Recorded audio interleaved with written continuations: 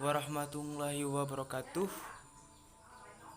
Saya Triki Agen Royadi pada NIM 1190407777, yang mana saya akan menjelaskan atau presentasi pada kelompok terakhir, yaitu kelompok 14 pada mata kuliah Fikih Waqaf, yang mana materi pada makalah ini yang berjudul Wakaf kontemporer atau produktif. Secara sederhana, wakaf adalah penghibahan harta yang bernilai tetap kemaslahatan umat. Dalam buku Fikih Waqaf 2018 pada halaman 5-6, Ahmad Sarwat menuliskan bahwasannya secara bahasa wakaf artinya menahan. Kemudian secara istilah, menurut jumhur ulama mazhab Syafi'i, wakaf adalah menahan harta yang bisa diambil manfaatnya secara tetap serta untuk dibelanjakan pada hal-hal yang bernilai ataupun mubah atau boleh. Sekilas, ibadah wakaf mirip dengan sedekah. Bedanya, sedekah atau hibah adalah memberikan harta tertentu yang habis pakai. Semisalnya sedekah makanan untuk berbuka puasa, pahala sedekah diganjar sekali saja. Sementara itu, wakaf wakaf adalah memberikan harta yang punya nilai waktu tertentu.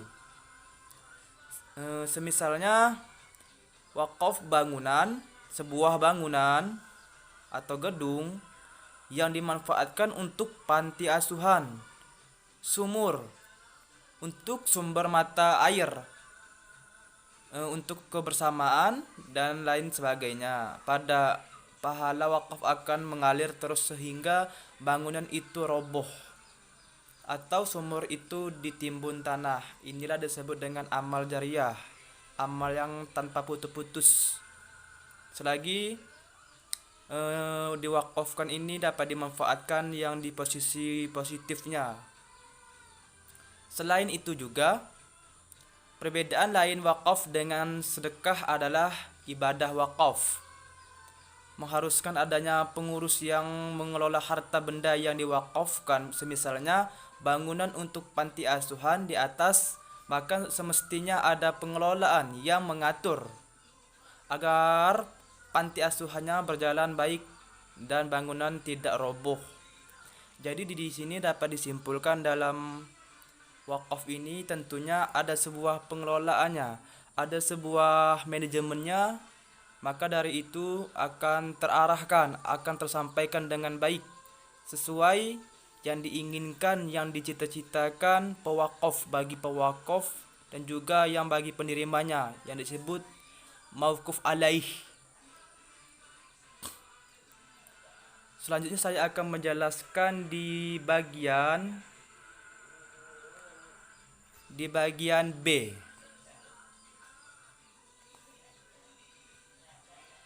Yang di bagian B ini menjelaskan tentang sebuah perkembangan wakaf modern. Wakaf adalah salah satu bentuk amal yang sosial yang telah dipraktikkan oleh umat Islam semenjak pada masa Nabi Muhammad sallallahu alaihi wasallam hingga sekarang termasuk umat Islam Indonesia. Rasulullah sallallahu alaihi wasallam sendiri telah melakukan amal wakaf kemudian diikuti oleh para sahabatnya. Menurut riwayat dari sahabat Jabir radhiyallahu anhum, tidak ada seorang pun dari sahabat Nabi sallallahu alaihi wasallam yang tidak melakukan amal wakaf. Semuanya melakukan amal wakaf secara historis atau secara sejarahnya.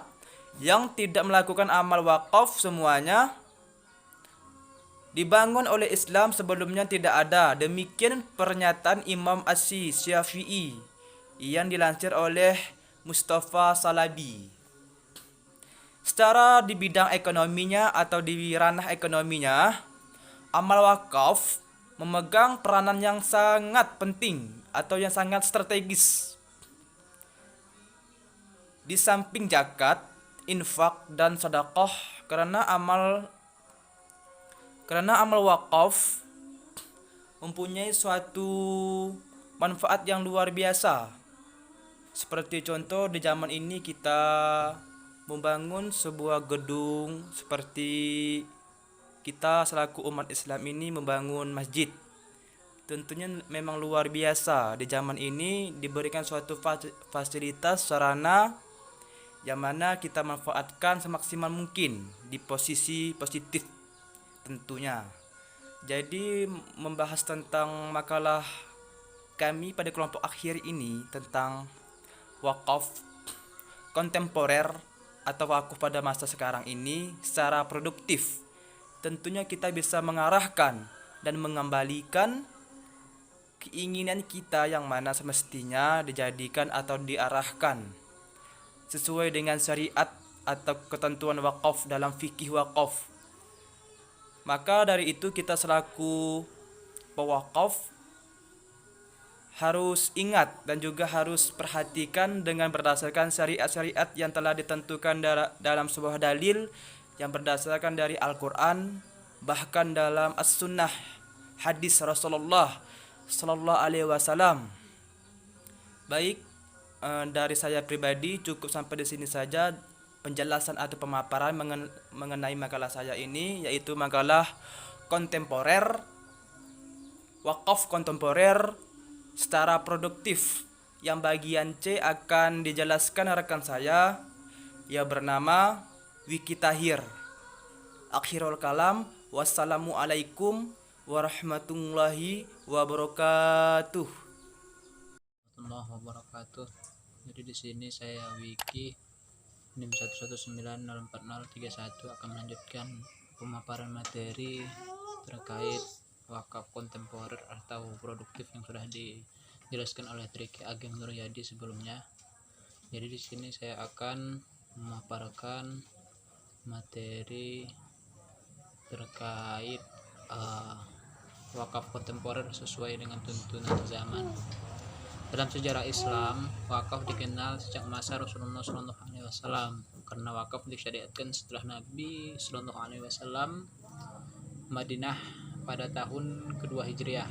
Ada dua pendapat yang berkembang di kalangan ahli jurisprudensi Islam atau ahli fuqaha tentang siapa yang pertama kali melaksanakan wakaf adalah Rasulullah SAW. Ialah wakaf tanah milik Nabi SAW dibangun.